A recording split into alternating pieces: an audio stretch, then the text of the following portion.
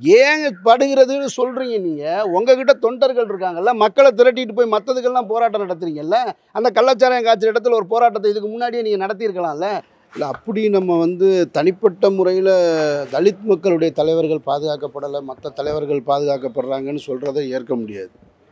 ஒழுங்கு ஓரளவுக்கு கட்டுப்படுத்தப்பட்டிருக்கதான் நம்ம பார்க்குறோம்.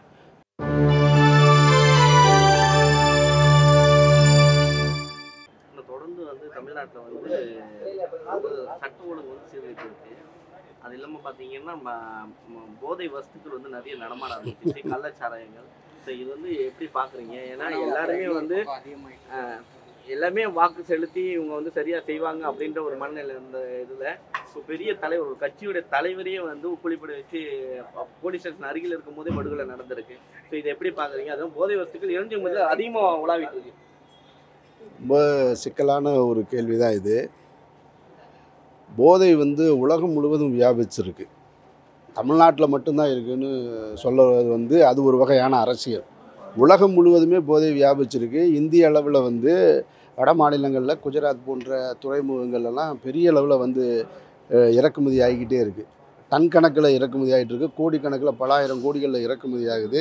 அது யார் அனுப்புகிறா, எங்கே போகுதுன்னு இன்னும் கண்டுபிடிக்கப்படவே இல்லை. அந்த வகையெல்லாம் பார்க்கும் பொழுது தமிழகத்தில் சட்டம் ஒழுங்கு ஓரளவுக்கு கட்டுப்படுத்தப்பட்டிருக்கதா நம்ம பார்க்குறோம்.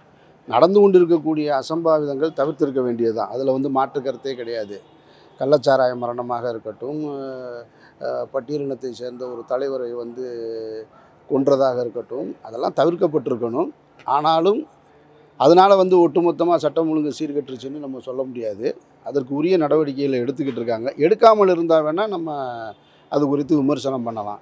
இப்போ நானும் அது குறித்து தேவையில்லாத ஒரு விமர்சனத்தை ஏற்படுத்துவது என்பது அது ஒரு அரசியலாகத்தான் இருக்கும்னு நான் நினைக்கிறேன்.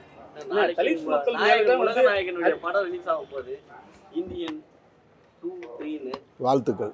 ஆனால் தலித் மக்கள் மேலே தான் அதிகாரப்பூர்வமான எல்லாருமே அவங்கள அப்யூஸ் பண்ணுறாங்க, கொலை பண்ணுறாங்க, ஈஸியாக நடக்குது. ஆனால் பெரிய பெரிய தலைவர்கள், பெரிய ஜாதி கட்சி தலைவர்களுக்கு மேலே யாருமே அவர் சொல்கிற விஷயத்தை என்ன சொல்கிறாங்கன்னா, அவங்க நல்ல பாதுகாப்பு கொடுக்குறாங்க, தலித் மக்களுக்கு மட்டும் பாதுகாப்பு இல்லாமல் இருக்குதுன்னு சொல்லிட்டு நிறைய பேர் சொல்கிறாங்க. ரஞ்சித் கூட சொல்லியிருக்காரு.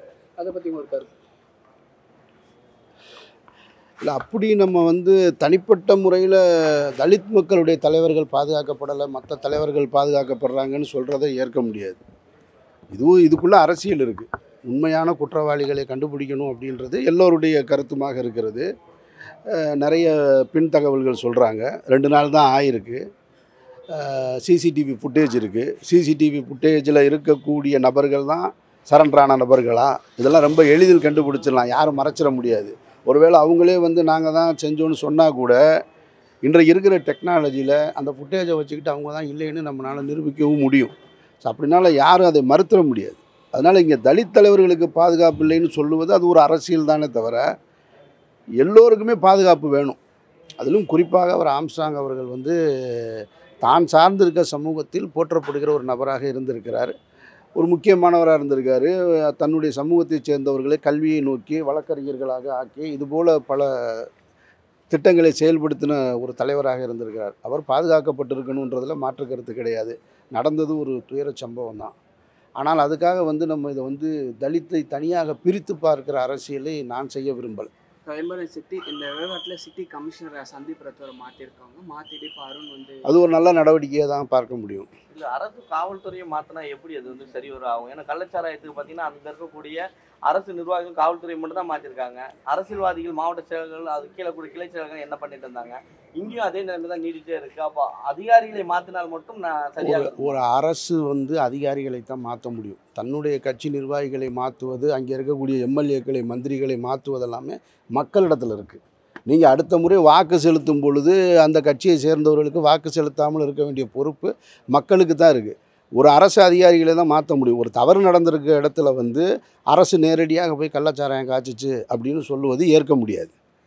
அரசு காய்ச்ச சொல்லுச்சு, போலீஸ்கிட்ட நீங்கள் லஞ்சம் வாங்கிட்டு கள்ளச்சாராயம் காய்ச்சுங்கன்னு ஒரு அரசு சொல்லுவாங்களா? ஒரு அதிகாரத்தில் இருக்கக்கூடியவங்க சொல்லுவாங்களா? அதில் என்ன வருமானம் வந்துடும்? அப்போ அதெல்லாம் சிறிய அளவில் ஒரு வருமானத்திற்கு ஆசைப்பட்டு அந்தந்த பகுதியில் இருக்கக்கூடிய அதிகாரிகள், காவல்துறை அதிகாரிகள் செய்கிற தவறு. அந்த தவறு செஞ்சாங்கன்னா உடனே அவர்களை விசாரணைக்கு உட்படுத்தி அவர்களை பணி நீக்கம் செய்கிறது, பணி இடைமாற்றம் செய்வது என்பது சரியான நடவடிக்கை தான். சென்னையில் வந்து இன்றைக்கி இவ்வளோ பெரிய சம்பவம் நடந்திருக்கு. அப்போ உளவுத்துறை தகவல்கள் என்ன சரியானது இருந்ததா இல்லையா, அது பின்பற்றப்பட்டதா இல்லையா, அப்போ கமிஷனர் சரியாக நடவடிக்கை எடுக்கலை, வேறு ஒரு கமிஷனரை மாற்றுறாங்க. இது சரியான நடவடிக்கை தான். இதையெல்லாம் நம்ம வந்து குறை சொல்லிக்கிட்டே இருக்க முடியாது. போலீஸை மாற்றினா என்ன நடக்கும் அப்படின்னு கேட்டால், மாற்றலைன்னா என்ன நடந்திருக்கும்? மாற்றலைனாலும் இதே கேள்வி தான் வந்திருக்கும். பாருங்கள், அவர் மேலே எந்த ஆக்ஷனும் கூட இல்லை, இதே கமிஷனர் தான் இருக்காருன்னு. மாற்றியதற்கு பின்னால் என்ன நடக்குதுன்னு இனிமேல் தான் நம்ம பார்க்க முடியும். இந்த கொலை மட்டுமில்லை, தமிழகத்தில் இதை விட மோசமான ஒரு கொலை நடந்திருக்கு. ராஜீவ்காந்தி அவர்களுடைய கொல்லப்பட்டிருக்கார். ஒரு தேசத்தின் தலைவரே வந்து வெடிகுண்டில் கொல்லப்பட்டார். அப்போது அதெல்லாம் இதுதான் முதல் கொலை கிடையாது. இது போன்ற பழனி பாபா கொல்லப்பட்டிருக்காரு. இது மாதிரி நிறைய இருக்குது. பழனி பாபாவுடைய கொலைக்கான குற்றவாளிகள் இன்றைக்கு வரைக்கும் கூட கண்டுபிடிக்கப்படலை. இந்த அரசியல் காரணங்களுக்காக இந்த கொலைகள் நடந்துட்டு தான் இருக்குமே தவிர, முழுவதுமாக தடுக்க முடியாதே தவிர, கொஞ்சம் ப்ரிகாஷனாக இருந்திருக்கலாம்ன்றது தான் என்னுடைய கருத்தும் கூட. ஆம்ஸ்ட்ராங் வந்து அவர் இறந்துட்டாங்க. அவர் இறந்த உடனே அவங்களோட பாதிக்கப்பட்டவங்க சேர்ந்து என்ன சொன்னாங்க, எங்களுக்கு ஒரு இடம் கொடுங்க, ஒரு பதவிக்கு, அவர் பெரிய தலைவர்ன்ட்டு. ஆனால் வந்து அப்போ வந்து போலீஸ் வந்து அடக்குமுறை பண்ணாங்க, அவங்களை அடித்தாங்க. அதே மாதிரி தான் வந்து விக்கிரவாண்டியில் வந்து சீமானோட இது நடக்கும்போது அவங்க ஆளெல்லாம் போட்டு திமுக ஆளுங்க அடித்தாங்க. அது எப்படி பார்க்குறீங்க? இது வந்து எல்லாருமே இன்றைக்கி தலைவர்களாக நிறைய நிரம்பி வழிஞ்சிக்கிட்டு இருக்காங்க. அப்படி இருக்கும் பொழுது அடக்கம் செய்யப்படுறதுக்கான இடம், அவங்க கேட்குறதுக்கான உரிமை அவங்களுக்கு இருக்குது. கொடுக்கணுமா வேணாமா, அதற்கு பின்னால் இருக்கக்கூடிய பிரச்சனைகள் என்ன, நாளைக்கு சட்டம் ஒழுங்குக்கு என்ன பிரச்சனை வரணும்னு முடிவு பண்ணுறது அரசாங்கம் தான். அப்போ அது அரசு தான் முடிவு பண்ணணும். அது ஏன் கொடுக்கலை, அவங்க நீதிமன்றத்திட்ட சொல்லிட்டாங்க. நீதிமன்றம் நீங்கள் வந்து வேற ஒரு இடத்துல பண்ணிக்கங்கன்னு சொல்கிறாங்களே தவிர, அது குடியிருப்பு பகுதியில் இந்த அடக்கத்தை செய்ய வேணான்னு அவங்க சொன்னதாக சொல்லப்படுது. இதுக்கு பின்னாடி உள்ளுக்குள்ளே என்ன அரசியல் ஒளிஞ்சிருக்குன்னு எனக்கு தெரியாது. ஆனால் மேற்சொன்ன காரணம் சரியாக இருக்குன்னா நம்ம பார்க்கும்போது ஓகே, சரியான காரணமாக இருக்கும். குடியிருப்பு பகுதிகளுக்குள்ளே ஒரு நினைவு மண்டபம் இருந்தால் நாளைக்கு அது ஒரு விழாவாக எடுக்க வரும் பொழுது ஒரு சர்ச்சையை உருவாக்கலாம். அது வேறு ஒரு நபருக்குன்னு. ஏன்னா இப்பவும் நடந்துட்டு தான் இருக்குது. ஏற்கனவே மணிமண்டபம் வச்சுக்கிட்டு இருக்கும் பொழுதும், இன்னும் நம்ம வந்து தேவர் ஜெயந்தி நடத்தும் பொழுதும், இமானுவேல் சேவனுக்கு பூஜை நடத்தும் பொழுதும், ஒவ்வொரு முறை வருஷம் நம்ம வந்து ஒரு பதட்டத்தை சந்திச்சுக்கிட்டு தான் இருக்கோம். அதன் காரணமாக சொல்லியிருக்கலான்னு நான் நினைக்கிறேனே தவிர, உள்ளே இருக்கிற அரசியல் எனக்கு தெரியல.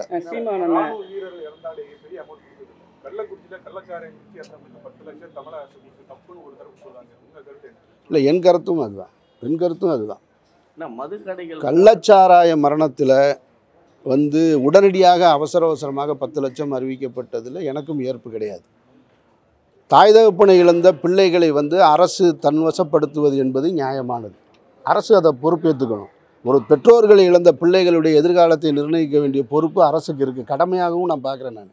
அதனால் அவங்கள வந்து வளர்க்க வேண்டிய பொறுப்பு இருக்குது. அது மாதிரியான ஆட்களை எடுத்துக்கலாமே தவிர, செத்தவனுக்கெல்லாம் வந்து 10 லட்ச ரூபான்றது வந்து ஏற்புடையதல்ல.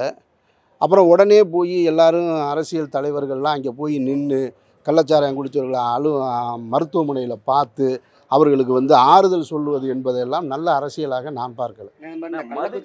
தமிழகம் ஒரு பெரிய விவகாரத்தை நிறைய சர்ச்சை ஏற்படுச்சு. இது வந்து இந்த இன்னைக்கு விக்கிரவாண்டி தேர்தல் நடக்குன்னு அதில் எதுவும் எதிரொலிக்கும்?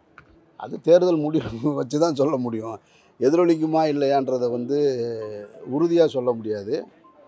கள்ளச்சாராயம் இங்கே நடந்ததையும் கள்ளக்குறிச்சியில் நடந்ததையும் விக்கிரவாண்டியை தொடர்படுத்தி பார்க்குற அளவுக்கு மக்கள் இல்லைன்னு நான் நினைக்கிறேன்.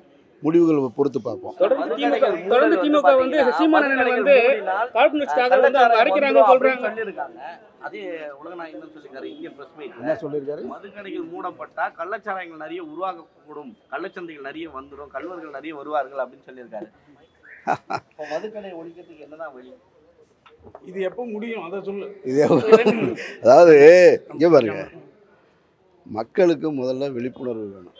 இந்த கள்ளச்சாராயத்தை காய்ச்சினது நான் சொல்கிறேன், இன்றைக்கி கள்ளச்சாராயம் காய்ச்சி இதனால் அதிமுக அரசு அதனுடைய பின்புலத்தில் தான் கள்ளச்சாராயம் காய்ச்சப்பட்டதுன்னு சொல்கிறாங்கல்ல, அந்த அத்தனை தலைவர்களுக்கும் என்னுடைய ஒரே ஒரு கேள்வி, கள்ளக்குறிச்சியில் இந்த கள்ளச்சாராயம் காய்ச்சினது நாள் தான் ஆரம்பித்தாங்களா? அதுக்கு முன்னாடி காய்ச்சி விற்றது அங்கே வேறு கட்சிக்காரங்களே இல்லையா? அங்கே வேறு கட்சியை சேர்ந்தவர்களே இல்லையா? அவர்களுடைய உறுப்பினர்கள் இல்லையா? அவர்களுடைய குடும்ப உறவுகள் இல்லையா? அவங்க யாருமே பார்க்கலையா? 3 வருஷமாக தான் அதிகமாக இருக்கிறாங்கன்னு சொல்கிறாங்கண்ணே. எல்லோருக்குமே எல்லாமே பார்த்துக்கிட்டு இருக்காங்க. ஒரு சம்பவம் நிகழ்ந்த உடனே அதை வச்சு கொஞ்ச நாளைக்கு ஒரு அரசியல் பண்ணுறாங்களே தவிர, தடுக்கணும்னு நினச்சிருந்தா எல்லாரும் சேர்ந்து தான் தடுத்துருக்கணும். இது அரசு மட்டும்தான் தடுக்கும். அரசு வந்து நேரடியாக தடுக்கும் நம்ம வேடிக்கை பார்த்துக்கிட்டே இருக்க முடியாது.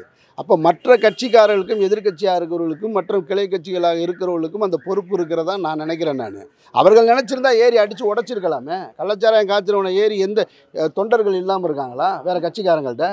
அதிமுக முன்னாள் அமைச்சர் திண்டுக்கல் சீனிவாசன் கூட அங்கே கள்ளச்சாராயம் காய்ச்சப்படுகிறது அப்படிங்கிறது வந்து சமீபத்தில் பேசுகிற பேச்சில் கூட சொல்லியிருக்காங்க. ஏங்க படுகிறதுன்னு சொல்கிறீங்க நீங்கள்? உங்ககிட்ட தொண்டர்கள் இருக்காங்கல்ல, மக்களை திரட்டிட்டு போய் மற்றதுக்கெல்லாம் போராட்டம் நடத்துறீங்கல்ல. அந்த கள்ளச்சாராயம் காய்ச்சற இடத்துல ஒரு போராட்டத்தை இதுக்கு முன்னாடியே நீங்கள் நடத்தியிருக்கலாம்ல. கள்ளச்சாராயம் காய்ச்சறவனை அடித்து பிடிச்சி போலீஸில் ஒப்படைச்சிருக்கலாம்ல, ஏன் செய்யலை? அப்படின்னா இங்கே என்ன இருக்குது? எல்லாருக்கும் இங்கே எல்லா தவறும் நடக்கிறத பார்த்துக்கிட்டே இருப்பாங்க. ஒன்று நடந்த உடனே ஆளுங்கட்சியை குறை சொல்லணும். இது இந்த கட்சி இல்லை, எந்த கட்சி இருந்தாலும் குறை சொல்லிக்கிட்டே தான் இருப்பாங்க.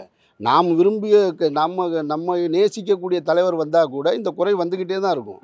இது எல்லோருக்கும் பங்கு இருக்குது. இந்த சமூகத்தை சரி செய்வதில் எல்லோருக்கும் பங்கு இருக்குது. ஒருத்தர் கையில் அதிகாரத்தை கொடுத்துருக்கோன்றதுக்காக அவர் மட்டும்தான் செய்யணும்னு உட்காந்து காத்திருக்கிறது ஏற்புடையதில்லை.